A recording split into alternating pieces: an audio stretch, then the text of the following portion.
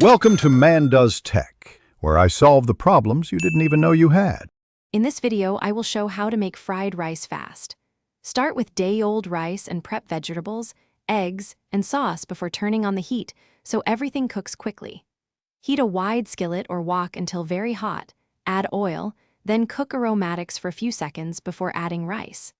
Keep constant motion and finish with a quick splash of soy sauce and sesame oil for balanced flavor and rapid cooking.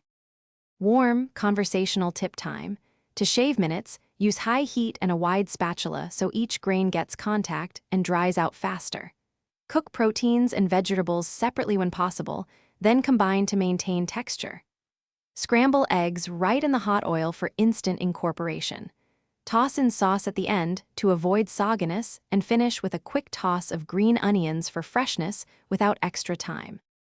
If you're finding this video helpful, please subscribe and like so I can make more fast cooking guides. Quick recommendation: life's too short for cheap socks, so go darn tough with a lifetime warranty for unbeatable comfort during long cooks and quick cleanups.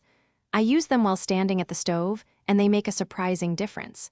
Check the description for the link and other deals. Now let's get back to the video. For fast flavor, concentrate on bold ingredients you can add at the end. A little oyster sauce, dark soy, and toasted sesame oil lift the dish instantly. Frozen veg and pre-cooked protein cut prep drastically and warm through in seconds. Season gradually and taste as you go to avoid oversalting. Finish with a fresh squeeze of lime or a sprinkle of scallions for brightness with almost no extra effort. Thanks for watching. If you found this helpful, don't forget to like and subscribe.